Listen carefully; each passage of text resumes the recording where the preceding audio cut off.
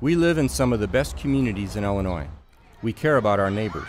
We work hard to preserve our quality of life. But there's something we forget about in Elmhurst. A river runs through it, and it's up to us to protect it. Our storm drains flow to Salt Creek, and that means our harmful waste does too. So try using fewer chemicals on your lawn. Avoid leaking fluids from cars. And grow native flowers and plants to absorb more rainwater. Don't muddy the waters. Do your part to clean up Salt Creek.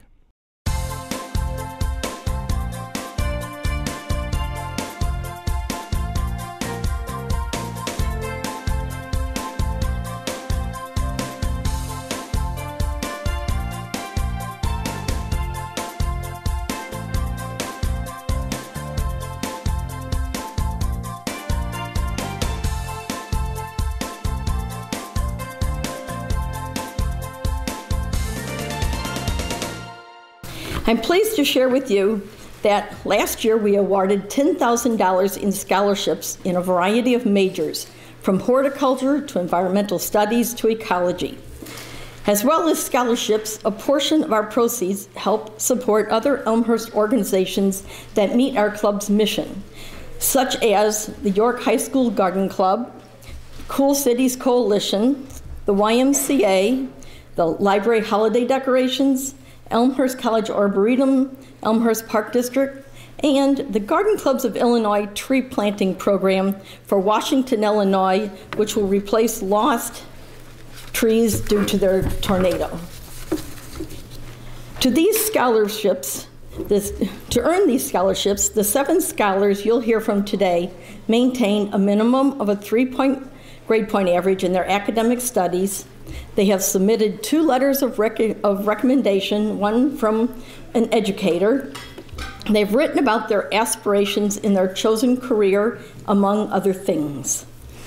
Today, this program allows for each scholar to talk about their topic of choice as it relates to their field of study. A Garden Club Scholarship Committee member will introduce each scholar to you. We look forward to each individual's presentation. At this time, I would like to introduce Marilyn Aredo. Marilyn is a past president and currently chairman of the Sponsors and Ads Committees of the Garden Walk, and as a member of the Scholarship Committee, Marilyn will introduce our first scholar presenter. Thank you, and please enjoy today's presentations. Marilyn?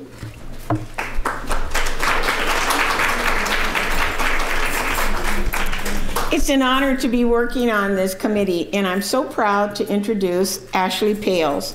She'll be graduating this year from NIU, and this past summer she was in central Mexico, and her topic is water quality.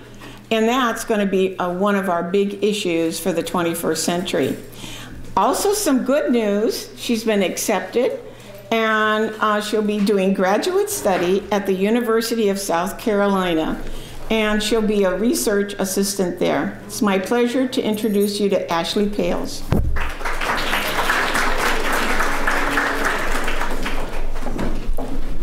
Thanks, Marilyn. Hold on. Here.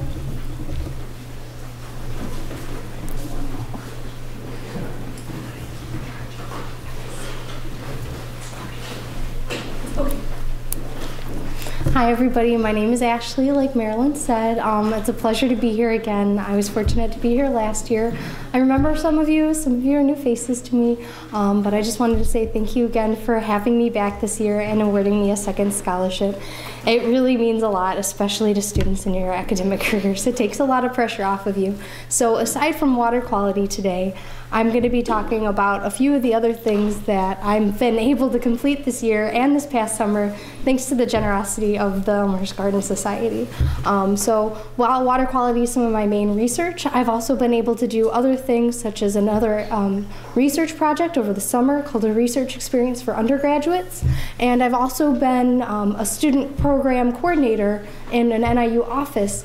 And I'm going to talk a little bit about that because it's near and dear to your hearts, and it's something that's become a bigger passion of mine in this past summer and this past year. Then I'll talk to you a little bit about graduate school. But So this summer, what mainly took up a lot of my time, aside from doing research in Mexico, was something called a research experience for undergraduates. And it is a NSF-funded project. So it's a national project funded by the Science Foundation, and it's in universities across the U.S. And I was lucky enough to be a part of the project and to get funded for it as well. And it basically walks you through, step by step, how to conduct formal research and how to learn how to write a literature review, all the way up until learning how to give a program and conduct a poster presentation and really learn all the nitty-gritty aspects that go into learning research. So this was really great in learning how to conduct proper research, so that way as I go forward through this year, or this past year, and then into my future in graduate school research, it was something that really helped me learn what the frameworks for research were. So I learned how to conduct literature reviews on something I'm totally foreign with, but coral bleaching, something else that's really affecting a lot of water systems nowadays. Essentially the death of corals, and everybody loves snorkeling, but they play a lot bigger roles too, especially in a biological standpoint. But aside from that, I learned how to conduct flow charts. That's one of the little guys that we worked with. His name is Fanganix. He's a type of, kind of a weed coral that you would associate to, but it was something cool we worked with. I learned how to be able to present data in a concise format, which I didn't know how to work with these types of software, so it was really great learning how to do that. And then in the end of 2 months, learning all I could about biology and coral, I then was able to create a poster and actually present it at a symposium that NIU held in conjunction with a bunch of other internships that were happening at some of the national laboratories. So that took up a lot of my summertime and really helped me prepare so that way I could conduct better research with Dr. Melissa Lincheski and the work we were doing in Mexico. So this is some of the work we did in Mexico. This is actually one of the sites we went to this past summer as well. It's in Ex Hacienda de Jesus, or Jesus' old house, but is a really cool well. This is actually something that we recently found this summer too while we were just exploring in the nearby desert that gave us a little insight into how old this well was. And we kind of estimate that it was built right after the Spanish left Mexico and Mexico started governing themselves. But it was really cool to learn a little bit about the history and the culture of the area aside from just working on research. So the research we were doing was actually trying to figure out how to clean up their groundwater. Their groundwater is naturally contaminated with arsenic and fluoride. And the main part that we're looking at is the fluoride. And it's 11.3 times higher than the World Health Organization standards for fluoride. And it has really detrimental effects on a lot of the children and all the locals there. So it was something that we were really trying to work on for the past few years. It's been an ongoing project. And so what we have there, that's called bone char. It's essentially activated carbon. So everybody knows what a Brita filter is, right? We're working on trying to make a sustainably built Brita filter for these people there. And instead of just going in, having them get aid and then just leaving, we're trying to teach people in this region how to help themselves. So that way when aid stops, they're not alone. They actually have the technology and the ability to keep protecting themselves and to make sure that they can provide safe water for themselves and their communities. So down there, we partner with a NGO called CADIS, or the Center for Appropriate Technologies and Indigenous Sustainability. And it's a really great partnership between NIU, and a lot of other student organizations that focus on engineering and business to help this NGO get across the entire central Mexico region so that way everybody can have safe drinking water. So this is something I've been really involved in this past summer and throughout the year to make sure that we have the most efficient way possible to remove fluoride, and soon we'll focus on arsenic to get it out of their drinking water too, so these families can stop seeing these really detrimental effects. So that's us crushing some bone char out. That's about the size that we found to be the most effective. And while we were down there, it wasn't just all research and no play. We were able to go out and experience some of the culture and to really understand the society that we're trying to implement this technology in. And that seems to be a big problem that we also learned while we were down there, is that you can't just walk in and say, you guys need a Brita filter. We're just going to supply you with a lot of Brita filters. That's not something that's going to really help them out in the long run. You need to know how to make your science appropriate for the culture that you're impacting it with, and to make sure it's something that they can accept and work with in the future. So My research has been a lot more interdisciplinary this past year, and it's really opened up my eyes on how we can integrate more research with technology and then put it into a community and actually have it be really effective. So that's most of my research. And then in my fun, spare time, I'm a student worker in our student experience office and engagement office. And the DeKalb County Community Gardens is another garden organization that's based in DeKalb County. They have 50 gardens throughout the county and countless beds. And this past summer, we just built another garden on campus, the first communiversity garden. So we're working with the community and a whole group of students, created an organization on campus. And this is the communiversity garden that we have on campus. I lead a program called the Husky Serve Scholars, where some freshmen come in as students, they get a tuition waiver, and they donate 300 hours of volunteer service to us. So it's a big price that they pay, but it really gets them out into the community and into the NIU community as well.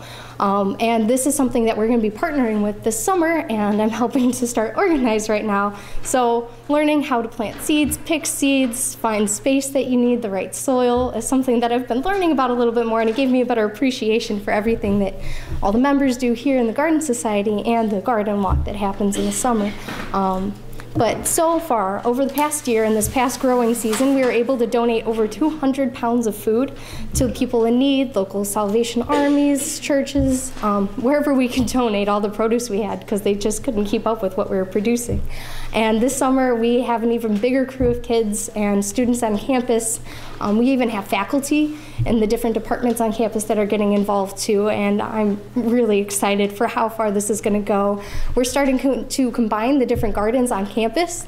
There is a native prairie plant garden that we have on campus too that our Environmental Institute brought about, and we're really looking forward to teach people about native plants as well, along with the giving back to your community. So, and then that was a trip that we took. It was over 25 pounds of food that one day that we took the Salvation Army.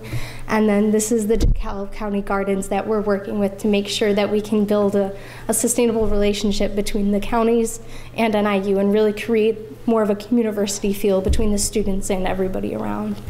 So I just really wanted to say thank you to everybody for making this possible.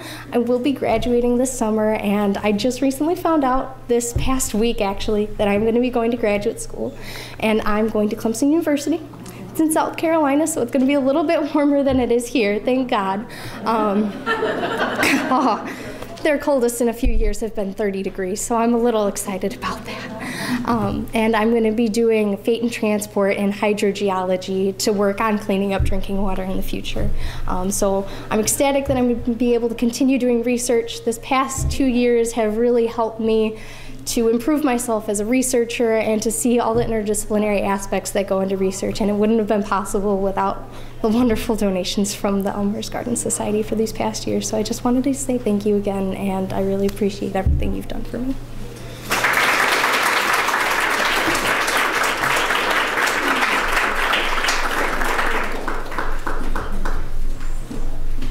Hello, I'm Amy Allen, and I am very happy to introduce Lauren Smith from Elmhurst College, and she's going to talk to you about Making Connections, a path towards science journalism.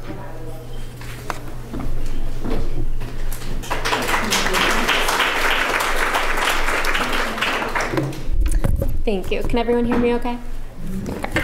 Well, as Amy said, my name is Lauren Smith, and my presentation today is Making Connections, a Path Towards Science Journalism. I'll begin by telling you a bit about myself and my schooling background. It's a little bit complicated. And then I will share how the Mildred Hartney Scholarship made an impact on my college career and how my plans for the future are shaping up to be.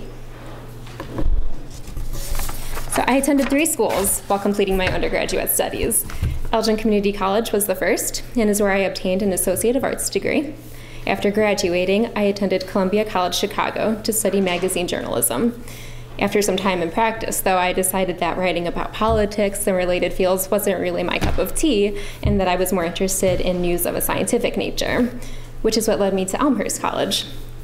I was advised by a handful of Columbia professors that in order to do science journalism, one should have a firm grasp on scientific concepts. And that being the case, I transferred from the art-centered school to a major in biology and minor in English at Elmhurst College. And I graduated there from this past February with honors.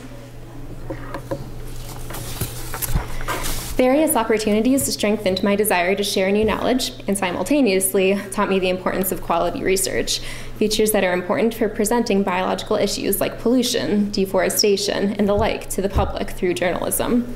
I'll explain some of my more recent and in-depth research in a moment, but some of my more memorable projects were a 30-page annotated bibliography on the evolution of plant vascular tissue, and others about both genetically modified organisms, and then also the overusage of fertilizer on household plants. I've also had a wide range of internships from marketing to magazine publishing, and these, in addition to participation in a variety of clubs and organizations, enabled me to obtain jobs that I still hold. One is a content writer and editor for a marketing firm called Red Caffeine, and another is a content quality editor for Quora, which is a question and answer website. And so while they're not related to biology directly, this work allows me to keep my writing skills current. My latest and most extensive project was alongside Elmhurst College's Dr. James Berry, and the work was titled Plastron Size and Dolometry in Turtles of the family Kinosternidae. So, it sounds way more complicated than it is. We essentially studied the growth rates of various parts of the body. The plastron is the underbelly of the turtle you can see in the picture. And so allometry is just looking at how different parts of the body grow at different rates. So that affects body proportions. And this little guy is one of our turtles. His name is Jaws. And the study is still in the early stages, so it hasn't been published yet, but it's ongoing, and it's likely to continue for years in order to gather so much more data that can ultimately be used for taxonomic purposes. It's the first study of its kind, so it's pretty exciting. The Mildred Hartney Scholarship relieved some of the financial burden caused by my multiple school transferings and my change of major. I learned about this scholarship from the Elmhurst College's biology department website, and I chose to apply because I felt the philosophy of the Elmhurst Garden Club matched my own, specifically in terms of the importance of stimulating interest in natural and environmental issues. I find the act of gaining and sharing knowledge to be valuable in affecting change, which is why I decided to pursue science journalism, specifically environmental journalism. Right now is a transition period for me. I applied to some graduate schools in order to enhance my studies of biology and English, in order to apply what I've learned to a future career in science journalism. And I have since been accepted to Northwestern University's Medill School of Journalism, where I plan to begin in the fall. And with this kind of education, I will learn to forge connections between scientists, journalists, and the public, which is really important, because without the relationship between the scientists and the journalists, the trust just doesn't happen, and then the public just doesn't understand concepts that can often be very convoluted. And until that journey begins, I'm continuing the jobs with Red Caffeine and Quora, as well as working as the content strategist for a renewable technology startup called Vaza Energy that focuses on wind turbines for manufacturing plants. And I would like to extend a heartfelt thank you to the Elmhurst Garden Club for selecting me as a recipient of the Mildred Hartney Scholarship. I aspire to use my education and experience to promote awareness of biological issues affecting the world that are in need of large-scale change. So who knows, one day I might be writing about one of the other scholars here. The scholarship aided me in obtaining the know-how necessary for such an endeavor. So I thank you all very much.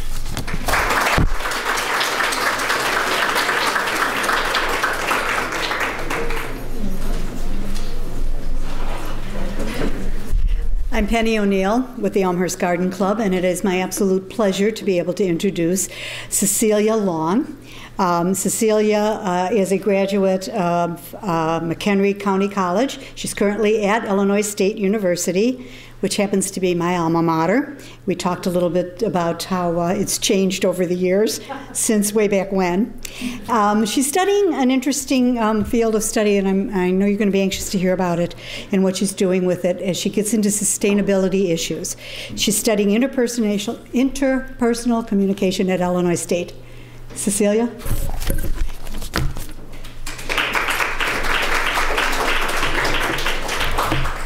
Hi, thank you, Penny, for that introduction. As Penny said, my name's Cecilia. So I have a quick agenda. We're gonna go, I did kind of like an overview timeline of how I became passionate about the environment. So I'm gonna talk about discovering my passion, my journey through McHenry County College, Illinois State University, and then the different things I'm doing through that. So to start, I went to, through high school, like any high school student, I had no idea what I wanted to do. And it wasn't until I took a science class, my professor, he was really passionate about the environment. And I really liked his teaching style because he didn't sugarcoat life. And through this class, I found my passion in the environment. I had originally thought I'd get 2 degrees in nutrition, but for my passion in health and food, and another in environmental sustainability. But most people told me that I would have a hard time finding a job with a career that would need both of those degrees. And that'd be a lot of schooling. And I also, through this teacher, I became a vegetarian. So I've been a vegetarian for about 5 years now. Okay, so then I decided to go to McHenry County College, and I was president of Down to Earth, which was an environmental student organization on campus. I also worked as one of the first Sustainability Center assistants. I worked with 2 lovely ladies, Kim Hankins and Pat Dekoff. We worked to promote and run events aimed towards students in the community. And a huge project I was involved with was publishing the Green Guide. I was actually the co-editor for it, and it's an annual publication published for the local newspaper, the Northwest Herald. It acts as a resource for the community to easily find places to recycle just about anything. Also, it's a guide to finding green services. The 2 images included on here are ideas that I worked with another colleague. It's essentially it's called upcycle, so it's just basically using used materials and finding new ways to use them. And this was also published in the Green Guide. I graduated from MCC this past May 2014, and pictures of my sister and my boyfriend Joe. And then I transferred to Illinois State University, and I chose interpersonal communication as a major because I have many environmental and health and philanthropic interests, and I didn't want to limit myself. So I chose something that would allow me a little breathing room. This degree is allowing me to learn how to connect with diverse publics through various communication methods. I'm also learning how to represent organizations effectively and how to promote causes. For a long time I was frustrated because I couldn't figure out what career would allow me to promote sustainable change. I realized that the #1 thing that creates large movements is human connection. Through opportunities, intelligent discussion, and connecting people to the environment and their actions, change will transpire. So right now I'm an intern at the Office of Sustainability, and we're working on 2 main projects right now. One is through the Midwest Renewable Energy Association. We are working on a Solar Pathways grant. To clarify, the grant is paying 2 graduate students who are graduating, who are guiding the project. And this is a student-led initiative and will act as a guide for universities in the future. We will be working on 3 campaigns to increase popularity, knowledge, and approval. Currently, we're coming up with campaign names and logos and communication methods to reaching the various publics on campus as well as the community. The second project we're working on is for Earth Day. We're creating a scavenger hunt to promote sustainable resources. Specifically, we have bike repair stations all over the campus, and a lot of the students don't know about them, and they're free to use, so that's pretty cool. This summer, I'm being offered 2 internships. I'm still in the process of deciding. So the first one is through the McHenry County Food Shed Co-op. It's close to my hometown, and I would be working on opening a local store that will provide easier access to locally grown food and healthier options. And then the other option is actually in Normal. It's an extension through the University of Illinois, and it funds a Unity Community Center, which is an organization dedicated to impacting less fortunate youth and their families. This summer, I'll have the opportunity to teach youth and their families how to garden and properly cook fresh foods. Looking towards the future, I plan to attend graduate school and work towards my master's in sociology. Through the Master's International program offered through Illinois State University. It's actually the only university that offers this program. This would include a 1-year commitment at ISU, and then I would serve 2 years through the Peace Corps in another country and work on developing communities. And then I plan to dedicate my life to bringing up and out the best in people by developing local communities and food systems and through human connection. I just want to say thank you so much for this scholarship. It's helped me so much. You have no idea. So thank you.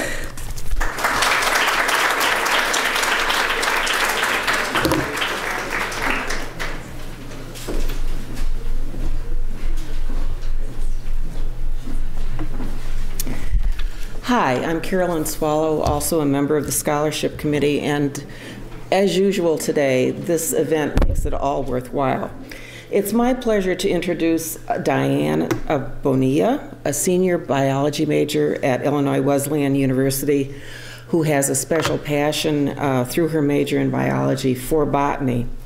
She's the first in her family to attend college, has worked very hard all through high school, and currently through college to achieve what she's achieved today. And she's looking forward to becoming a certified teacher, and as part of that preparation has worked in the Young Scientist Summer Program at Illinois Wesleyan for 6th to 8th graders. They've done such things with these kids like expose them to how to use a 3D printer, studying the DNA of strawberries, and accessing an electron microscope, all of which makes me wish I were back in 6th to 8th grade so that I could learn some of this stuff. The good news for Diana is that she has just learned that she's been accepted and has received fellowship help to enter the master's program in education at Illinois University at Chicago, and is going to be able to use that then to certify herself in teaching. She's going to do something I think that's going to be a little different today. Diana and I both agree on that. She's going to share her passion for botany and her family with us by talking about 2 gardens, her grandmother's garden in Mexico and her family's garden in Melrose Park. Diana.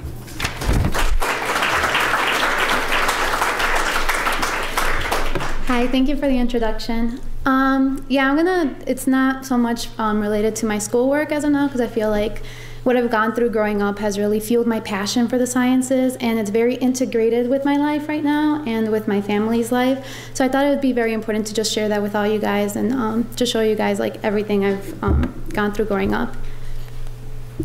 Okay, so a little bit about my background. I'm very, very family oriented. It's my 4th year at Illinois Wesleyan. Since freshman year, I still go home like every 3 weeks. I'm the 2nd oldest in my family, and I am the first to go to college. My parents are from Guadalajara, Jalisco, specifically a small ranch called San Jose del Valle. In translation, though, ranches over there are kind of different. It's not like a house surrounded by its acreage. It's just a small town of all the farmers, and then the town is surrounded by the land that they use. Do have a new family member, my niece Delilah, another reason why I come home so often now, so she just turned 1. So a little bit about my upbringing. Since I was born, we go to Mexico every year. My mom actually twice found out she was pregnant while we were over there with our younger siblings, but it's very nice, and I feel like it's such a blessing to be able to submerge myself in 2 different cultures, like not just growing up here, but I get to see how those people grow up, and I've grown up with them too, thankfully. It's been a lot of missing school when I was growing up. I remember my parents would always sign those like 3 weeks missing slips. But I have learned so much, and it's such a beautiful culture, and I'm really happy just to make it a part of myself. So a little bit about my grandmas. Both of them have their own gardens. I was trying to get a little fancy with the pictures, that's why they're black and white, sorry. But she has really inspired me because she knows every plant that she has in her own garden, mostly by the common names, which is a little hard to translate sometimes for me and to remember them because they're in Spanish. And the last time I went was 2 years ago, and since then she has recently added a guayaba tree, pomegranate, lime, and orange tree to her garden collection. The interesting thing about over there is they get water delivered like every 2 days, every 3 days. So they have to get up early in the morning, like around 7:30 in the morning, to collect the water in different buckets, or especially like on top of their houses, they have like these huge tanks that are for showers. So my grandma, she's an older woman now. She's like a little bit in her late 80s. She'll wake up and carry these heavy buckets of water to make sure she has enough water for her plants. And even though she has a sink inside, we still do dishes outside, so that's what those are for. And she even still sets aside water for a little birth bath. So I just find it very inspiring, and I really admire her a lot for just her commitment to it throughout her whole life. I know we bring her here forcefully now because she's at an older age, and when she's here, she just wants to go back home. She's like, but my birds, my dogs, like nobody's taking care of them. So she really has inspired me. And this is another, I don't know if you guys can really see the picture. She just added this on. My family was just there a week ago. I didn't get to go because of schooling, but she's added to her garden, so it's really beautiful. This is my abuela Joventina's house. She is not much for like growing veggies or fruits. Her flowers are amazing though. I remember growing up, she would hate us running through those flowers and playing through them. We'd get yelled at a lot. But we really had the opportunity to grow up outside, outdoors. We would be running around everywhere, running with chickens, seeing the horses, the cows coming past us. So it's been an incredible experience. And her too, like she knows the name of all her plants that she has there. She takes care of them a lot. Again, we would get scolded for everything anytime we would run through there. But them two have really inspired me, and it's beyond them too. A lot of the people in the community, I think everybody mostly has their own home gardens. Whenever we go, my uncle would come in the mornings for breakfast and bring his own limes and bring like everything he's grown from his garden. And my grandma's like, oh, go get some cilantro from outside. Like, so this is not just them, it's everybody in the community, and it's so colorful, and it's not even just like being able to sustain yourself, but it looks so beautiful to everyone that's able to walk by here. My dad actually has a current project going on over there. In the land that they own, he's started planting lime trees. He used to plant maguey, which is really big in the area that we're from. Maguey is used to make tequila. So yeah, so he set that aside though for now. But he's working on lime trees, and they're still small. He just started about 6 months ago, so he's been going back and forth pretty often lately. And they got to see it. I'm kind of mad I haven't. Hopefully this summer I will. And hopefully we'll be able to help him out over there. And again, it's just family is really important to us, and it's not just him working on this. It's him and his brothers that are all cooperating and working on this together. And then our home garden, again, surprisingly, I know growing up, like in movies, I always saw like women working on the garden or something. My dad is the one that upkeeps our garden. I'm only able to help water it. He gets a little stingy and doesn't let me help him plant them. Like he likes to do that work himself. So hopefully eventually I'll be able to. But it's been nice growing up, and again, hearing my mom over the summers like, oh, go get me some cilantro for the food, or go get me this from outside, like without having to go to the store. So this again has really inspired me, and I love how my dad has brought this over from what he's learned at home. And actually, I had just talked to him about composting, and I just realized growing up, he kind of already had a sense of it because this is what they do when he was growing up, even though he never really learned about composting. Whenever he would cut the grass or rake leaves, he would always put it over the soil in our garden, and I never understood why. I'm like, Dad, that's gonna make the soil bad, what are you doing? But just the knowledge that they bring, even though he personally didn't get to go to higher education or anything, you know, they just carry this with them, and it's very inspiring, I think. We also have a peach, pear, and apple tree and a bunch of roses. My dad, again, does all the work for them. I do help him water, though. That's the only thing he'll let me help him with. So. And just my passion in academics, this honestly has really fueled my passion for the sciences. I feel like it's really enveloped in my life, and it surrounds me in my everyday life. I did stick to a lot of sciences in high school, and at Illinois Wesleyan I've taken, we don't offer that many courses, like sadly having to do with botany or anything like that, but I've taken pretty much all of them. Right now I'm in plant anatomy and physiology. And through these, I've gotten to do a lot of research projects. Like I've researched the difference in diversity between an agricultural crop field and the prairie that were adjacent to each other. So we got to see the difference between monocultures and the amounts of diversity with insects that they have there. And it's really actually sparked an interest in agriculture for me and finding more sustainable ways, as in planting different types of plant and not just keeping monocultures together. Also medical botany, just another way you could relate plants, like even from the tea you drink and what they do to you and the effects they have on your own body.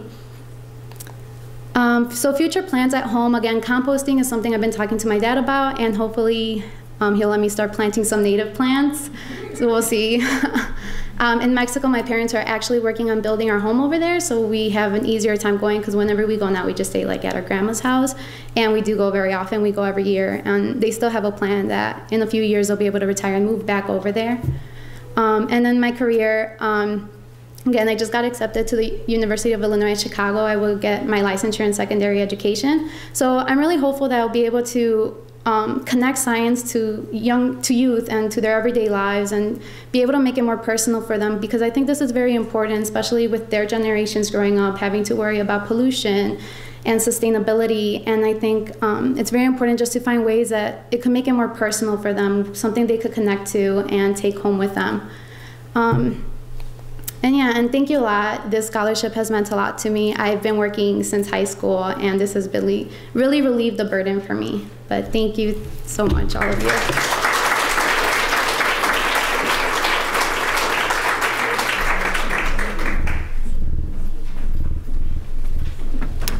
My name is Pat O'Dwyer, and it's really been a gift for me to be a part of the scholarship committee and award the club scholarship funds. For the second year, it's my pleasure to introduce Karen Dvorak. Karen is a student at College of DuPage and is in the final stretch of completing her Associates of Applied Science degree in horticulture. She'll graduate in May. Karen is a returning student. Her first career was in healthcare. She worked as a nurse.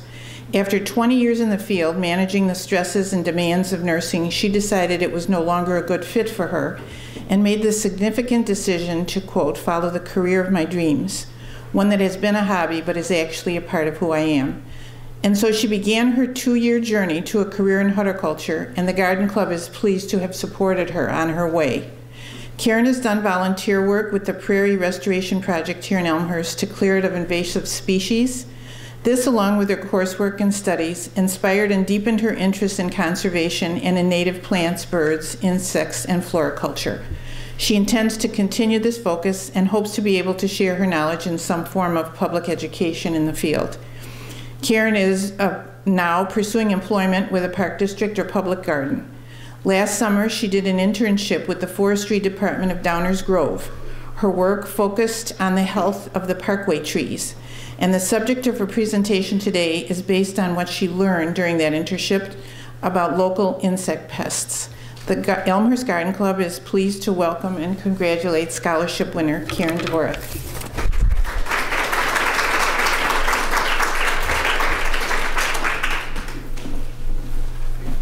Hello, everyone. I'd really like to thank the Elmhurst Garden Club for choosing me again for the second year in a row as one of the recipients. It has totally made this possible for me to attend school. I wish I could go on to graduate school, but I won't be. Age being part of that factor. And as Pat said, I am making a major career change from nursing into horticulture. And I don't have any real high aspirations. I would just like to work for a park district system somewhere, just beautifying a city, whether it be Elmhurst or one of the nearby villages. So anyway, last summer I did an internship at Downers Grove, and really with a focus on trees. For a while I thought I might go into arboriculture, and it's kind of funny that the internship showed me how I don't want to go into arboriculture. There's a whole lot more involved in it than I originally thought there'd be. A lot of equipment, machinery, chipping trees, which was fun, but I don't know if I'd want to do it 8 hours a day every day. So, so I did learn a whole lot there, but one of the things we really focused on was a couple insects that I want to show you about. The old emerald ash borer. He's been around for a long time, and as you can see, he's killed more than 40 million trees, mainly in the eastern half of the country and the Midwest. The trees that it attacks is mostly the green. However, it will attack some white trees. But there are several different ash trees. There's also black, blue, and red. But it's mainly the green that it attacks. It's a tiny little bug. It's less than a half an inch long. And as you can see there's a hole. That's the trunk of a tree. I don't know if it looks like a trunk to you out there. Yeah. But the hole is a D shape, as you can see, and it's very, very tiny. It's only maybe 1/8 of an inch. And it's one of the ways you can actually look at a tree to see if the tree has been infested with this insect. You can actually look, I mean, if with a trained eye, you can see the little teeny tiny holes in the bark itself. Luckily, Elmhurst does not have tons and tons of ash trees, like some of the other villages and cities around the area. Downers Grove actually has a whole lot of ash trees that have to come down because of this. Okay, so this is what happens to the tree. These little guys get in there. The eggs are laid under the bark and in crevices of the tree, and they start growing, and they tunnel their way through, forming these galleries, which eventually girdle the entire tree. It eventually goes around the whole trunk of the tree, girdling it, and that cuts off the vascular system of the tree, which basically kills the tree. They spend their winter within these galleries. Now, this is a tree that's been stripped of its bark, so you're looking at the inside of the tree. They spend their winter in there where they pupate, and okay,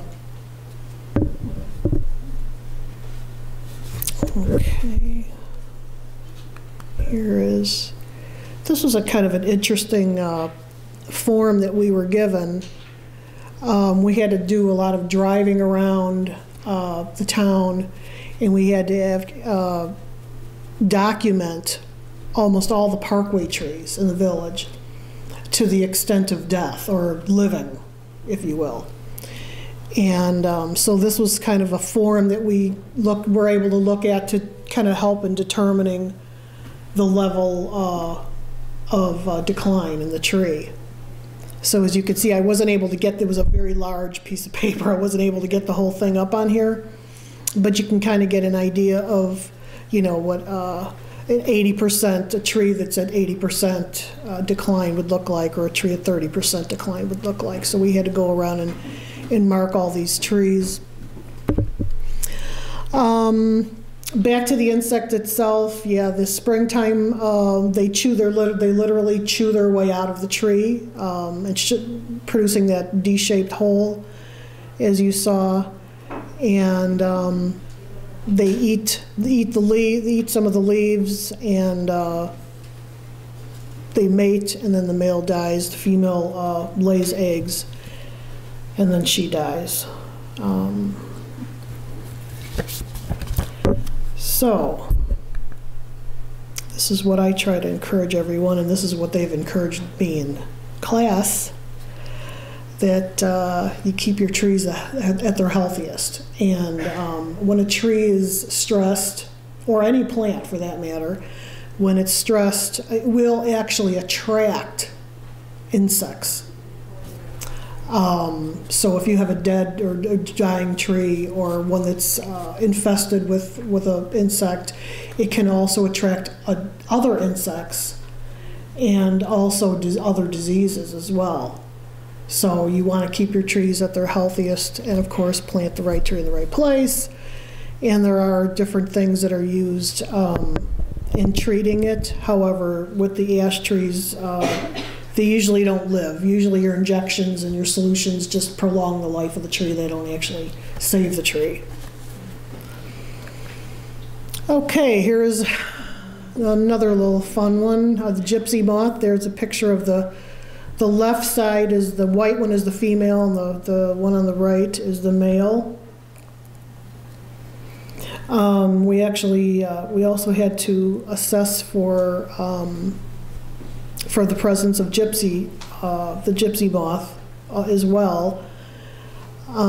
They did have an infestation some years back, I want to say 6 or 7 years back, and so they did spray and inject for the gypsy moth. And so what they do is I forget how often, but every year or two they go back and do a full assessment to see if they're coming back or not.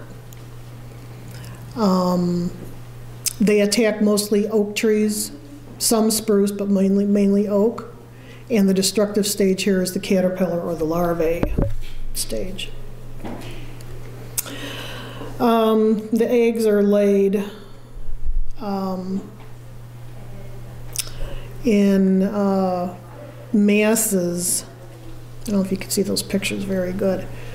The picture on the top lower right shows a mass. It's kind of a beige colored, kind of a soft velvety kind of a mass where the eggs are underneath that. And these egg masses can be laid anywhere, not just on the tree, but if you're camping, they could be on a tarp somewhere, they could be on a picnic table. These eggs could be laid anywhere, and you can bring them home with you. So if you are camping or something and picnicking or whatever, you can find these things just about anywhere. They're not choosy where they lay their eggs. And once they hatch, they're little black little guys and little caterpillars, and they crawl up into the canopy and do their thing at night. They go up there and just start chomping away at the leaves, and they'll defoliate a tree in no time, considering how many caterpillars you might end up with. There might be, hundreds and hundreds of them on a tree. The top lower left tree is a picture. I just lifted up my camera and just took a picture of the branches that were overhanging my head of a tree that was just about completely defoliated. The picture on the top right shows you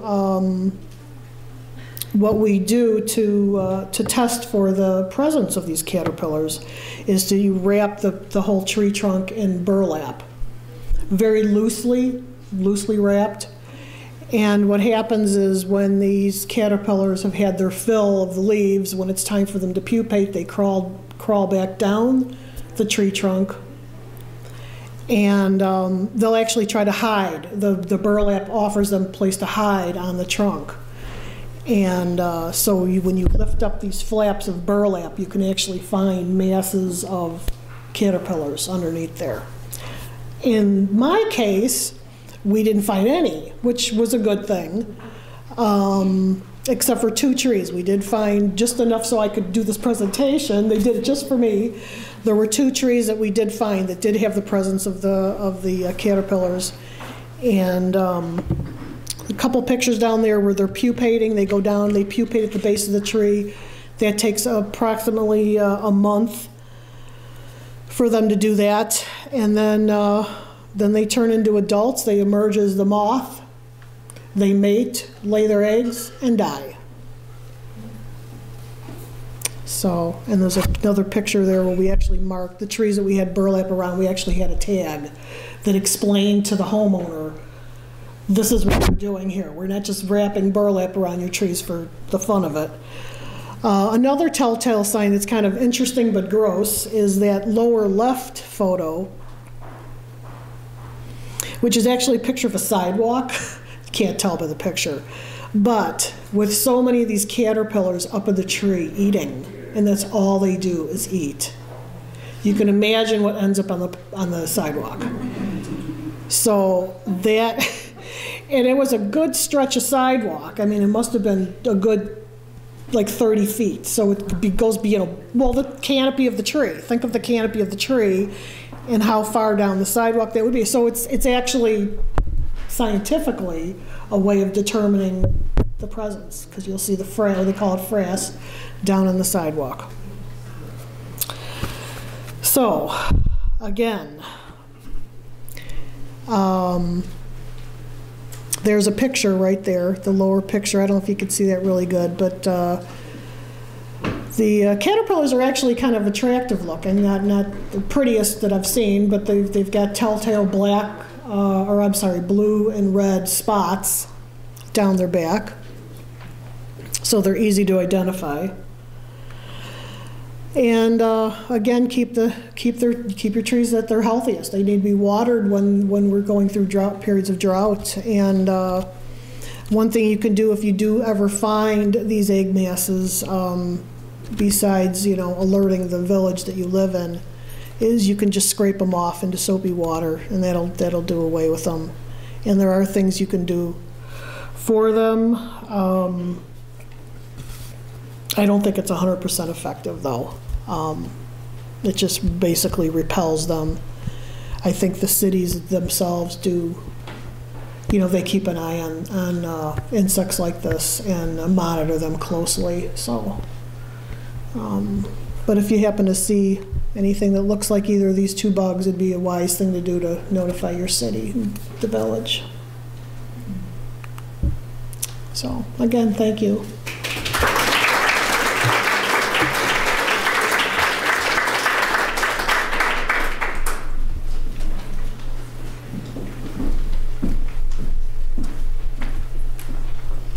Thank you, Karen. Hello, I am Norma Farrell, a member of the Elmhurst Garden Club Scholarship Committee, and it is my pleasure today to introduce to you the sixth scholar, Wes Krug.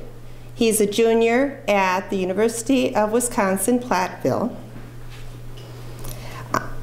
Today, Wes will be sharing with us via video how his educational path has led him to the study of sustainable organic agriculture. Hello, I'm Wes Krug, and I just want to say thank you so much to the Elmhurst Garden Club for allowing me to take this beforehand. Because of my heavy class load on Mondays, I'm not able to be there, but with a heavy heart, obviously. Alright, so I go to the University of Wisconsin at Platteville. I'm a double major in soil and crop science and environmental horticulture, and I have an emphasis for a comprehensive in soil and crop science. My freshman year, I was a summer intern at Advanced Crop Care doing crop scouting. Crop Scout, basically what they do, you walk through the fields, you determine your weeds, diseases, and insect populations out there, what they are, how many there are. You also identify field populations, such as how many were planted and how many actually came up. And I got an A for that internship. For the next summer, this was this past summer, my sophomore year, I was an undergrad research assistant for the Office of Sustainability at Platteville. In the summer of 2014, I worked on the Organic Sunflower Project. Basically, we worked for planting. We had just an air planter that we had to up the pressure for the smaller sunflower seeds, and we used molasses as fertilizer. This is us, me and some of the people that are involved with the project, going through and weeding the flowers and going through and crop scouting. This is one of our weedier fields, but that's part of organic farming compared to conventional. a crop scout in sunflower, I noticed that there was a big difference in insects, a lot more bees, and healthier ecosystem, I would say, with organic farming compared to conventional. It's one of the things I noticed. But with a lot of good things such as bees, there are also bad insects as well, and the sunflower head-clipping weevil was one of them. It was in one of my fields. I didn't know what it was. It took me a while to figure it out. It was, when I came through, looks like someone had come through with a machete and just clipped a bunch of random sunflowers. It turns out that's how they used the heads to lay their eggs, and I had to go through and take every head out of the field so it would disrupt their life cycle.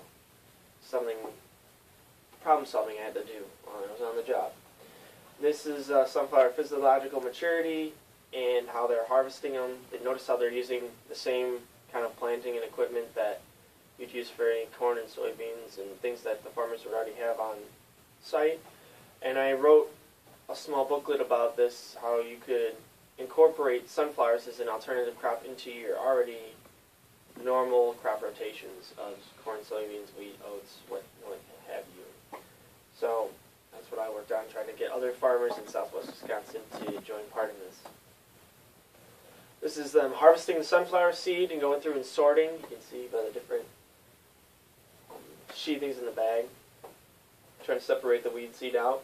This is them cold pressing the sunflower oil. You basically press the sunflower seed until the oil comes out.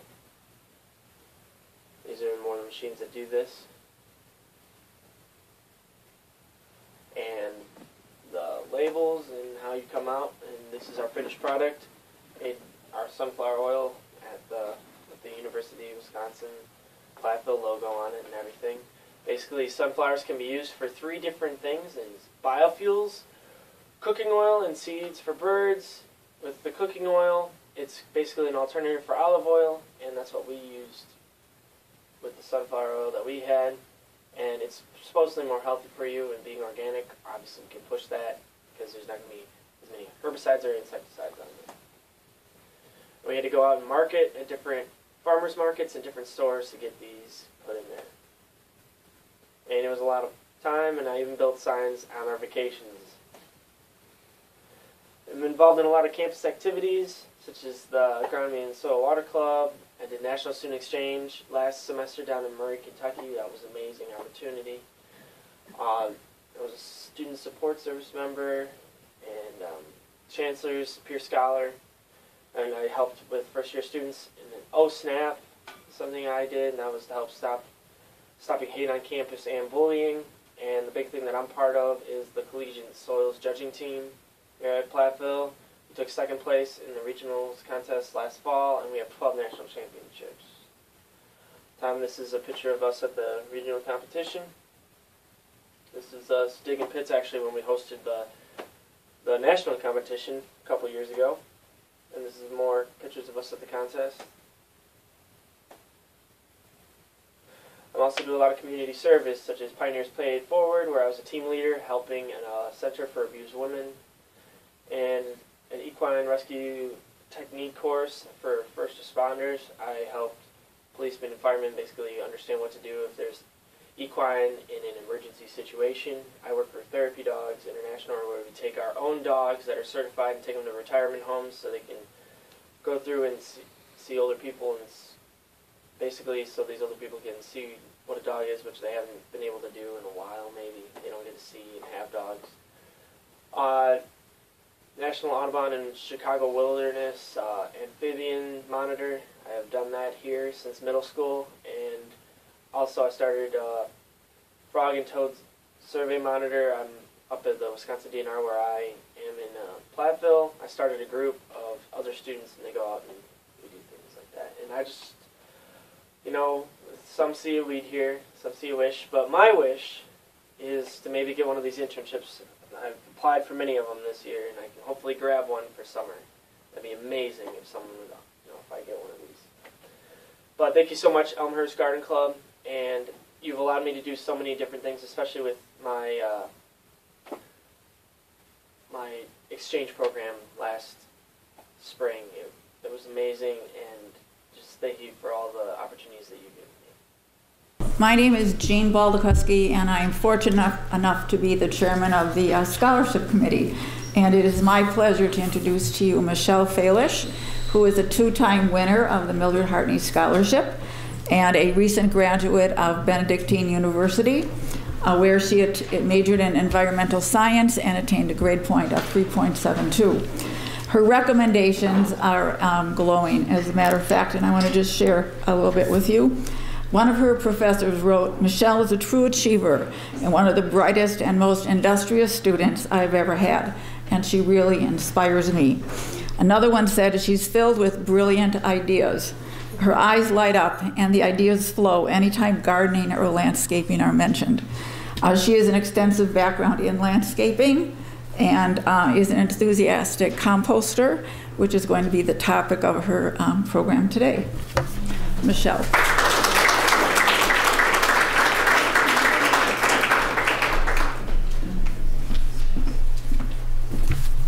Thank you so much once again. My name is Michelle Falish. I did graduate this past December. Apparently when I had applied for the scholarship, my GPA was a little bit less than it was when I actually graduated.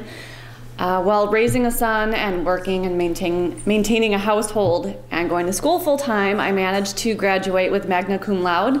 My GPA was 3.763. So I'm very proud of that. Thank you. Just like with everybody else, I am incredibly grateful for the scholarship. It has tremendously helped relieve some financial burden. I can tell you firsthand that one of the first things that happens upon graduation is you get notifications informing you of exactly how much you owe for student loans and when those payments are coming due. So the last time that I was here, I discussed the in-home food waste diversion project that we have ongoing in my household since September of 2013. Okay, well, so to date, we have on average composted 51.3% of our household waste that would otherwise go to a landfill. So I'm very proud about that. When Jean contacted me to let me know that I was once again a recipient of the scholarship, I was extremely excited, not only because of the relief of the financial burden, but also because I knew exactly what it was that I wanted to talk about. So for this time, what I had planned on doing was incorporating an edible garden within my perennial garden beds, which was going to require a lot of transplanting. And that was going to begin right after the spring semester had ended in May. However, this happened within a week. I broke my 5th metatarsal in my right foot. So needless to say, the gardening adventures were going to be put on hold for basically the entire summer. So we are not going to be talking about that today.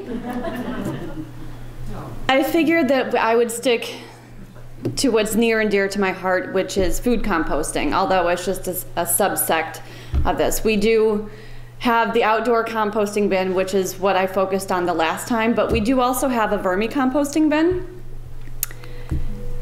So why talk about this? Well, there are plenty of people who are environmentally conscious and want to do something within the household to feel like they're making some sort of an impact. Not everybody lives in a home with a backyard. There's a lot of people who live in a condo or an apartment, or for whatever reason are unable to have a compost bin in the backyard, or simply just don't have the space for it, nor do they want it. But everybody can have a worm bin. You can put it virtually anywhere in your house. So you don't need a backyard. This is actually one of the fastest composting methods out there. It depends on the source that you're looking at, but generally speaking, they'll eat up to about half of their weight in waste per day, although I did find some other sources that say that they eat their weight in waste each day. So I guess the moral of the story is they like to eat a lot. They have a very healthy appetite. They will help you reduce the amount of landfill waste contributed, and it's also free soil amendment and fertilizer. You're already buying the food, you're just going to throw away the scraps. You may as well feed it to the worms and have food for your plants as well. It requires little maintenance, generally speaking. We'll get into that. And if done properly, it should not produce any offensive odors. Okay, so the last time that I was here, basically anything that you, like your kitchen waste that I spoke about that you could put outside is typically the same things that you can feed to your worms. They generally like things that they have a high, a low carbon to nitrogen ratio.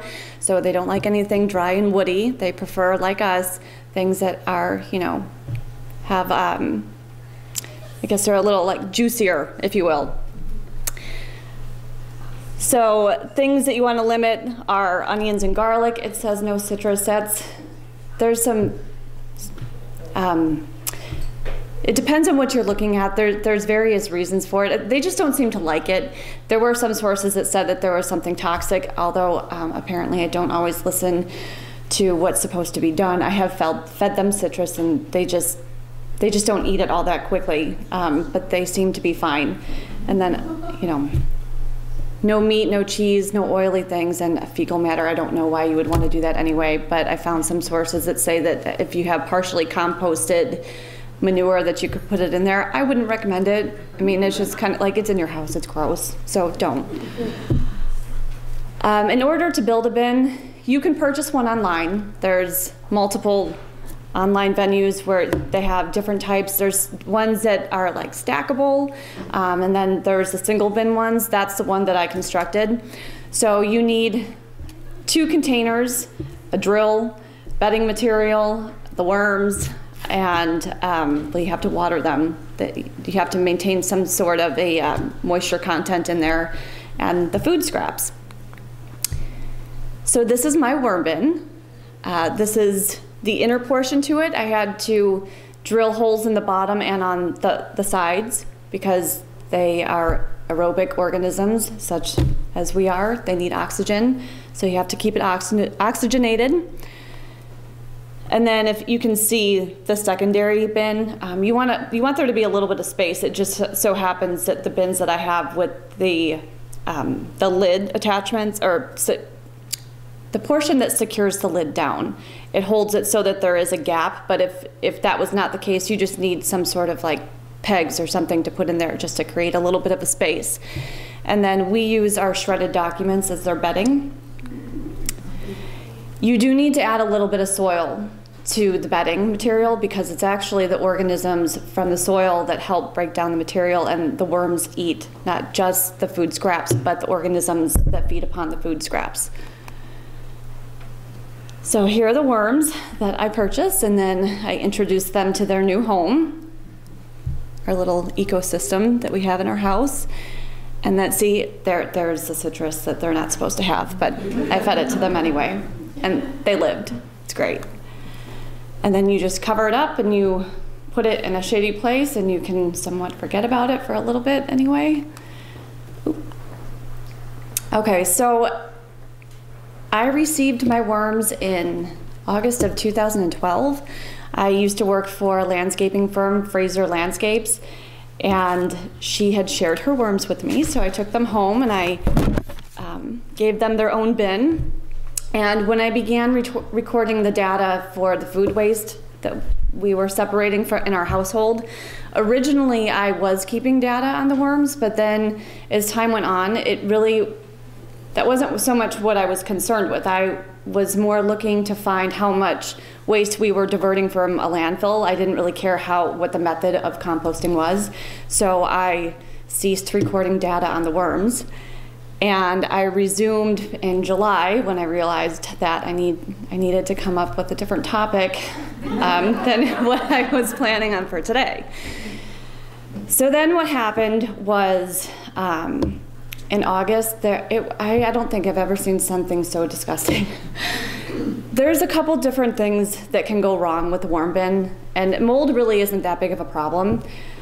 So that's what I thought that it was. I looked at the top, and on the underside of the cover to the bin, there was what I thought was like a white moldy material.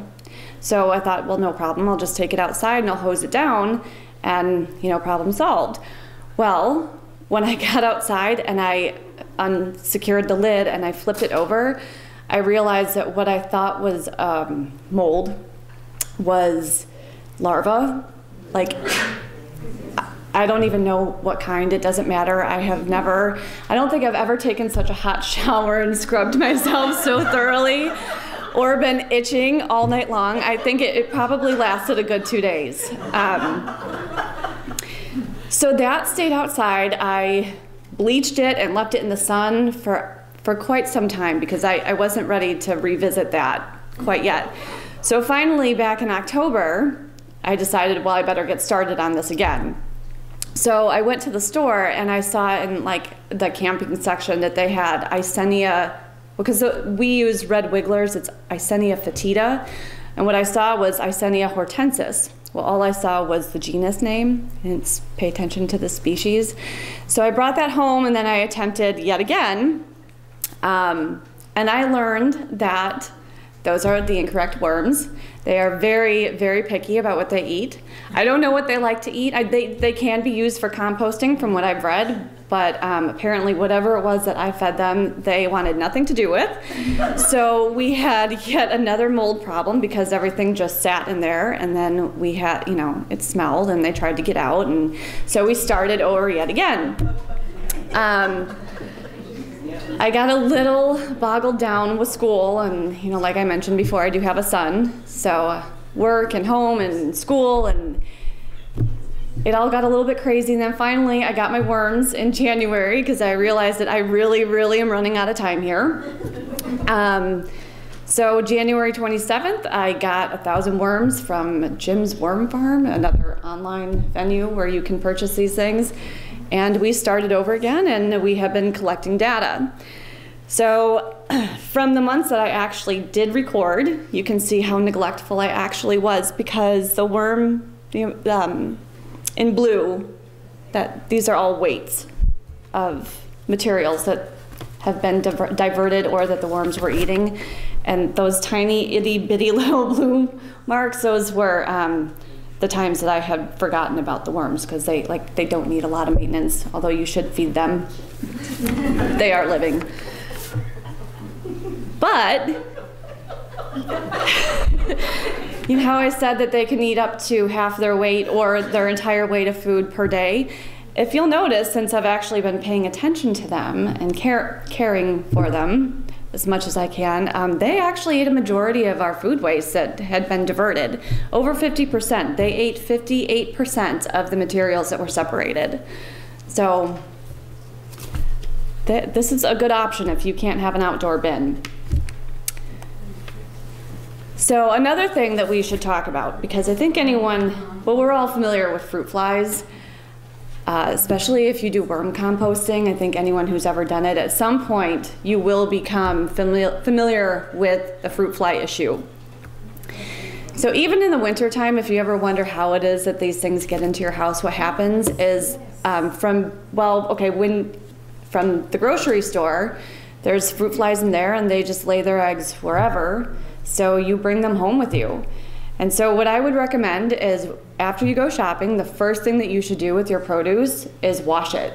Like even banana peels, I would never have thought to wash the outside of a banana because I eat what's inside, but take it home and wash it. So that's one way to combat it. The other is if you're dealing, if you're worried about having an infestation in your worm bin, just cover it up with either a sheet or some sort of mesh, because there are holes that are drilled onto the top, which the fruit flies can easily get into. So just try and cover that up, but with breathable material, obviously. Or you could try to freeze your food scraps, because that should kill whatever larvae are remaining. And then you could also, it's always a good idea just to keep a fruit fly trap nearby if you have this. All you have to do is you take a glass and put some apple cider vinegar, cover it with saran wrap and poke some holes on top. They'll crawl in there and drink it and die and won't make any more babies, so you shouldn't have to worry about that. So just to recap, if this is something that you're interested in, you need red wigglers, Eisenia fetida, not hortensis, very important. You want to keep them at a temperature range somewhere between 55 and 75 degrees. I mean, there's some buffer room. I'm sure they've been overheated in my house before, but they've survived. They can digest about at least half their weight of food per day. It's a very quick composting method, and you should feed them every 2 to 4 days. Although, as I had shown you before, it's not I guess it's not necessary. They'll survive. I didn't kill them, even though it seemed I had tried. So they're great for your plants, great for the environment. And here are some, they're probably not as big as they should be, but there's some resources and links. One that I would recommend is Urban Worm Girl. If you just could do a Google search, she has a plethora of very valuable information. So thank you again.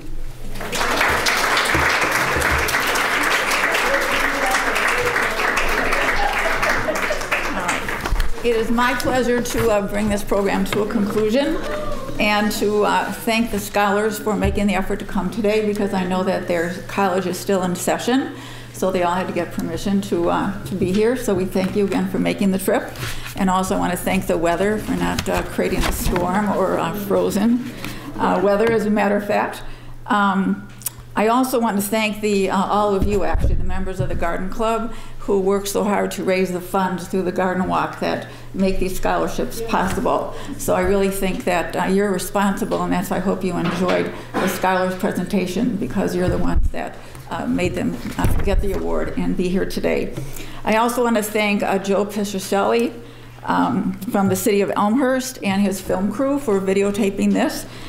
It will be seen on Channel 6 on Comcast and on Channel 99 on AT&T in the month of April. So if you want to record it, that's where you can find the information. I also want to thank the Scholarship Committee for their work. Each of the committee members follows a scholar throughout the year and stays in touch with them, and then is responsible again for the selection of our applicants, from our applicants.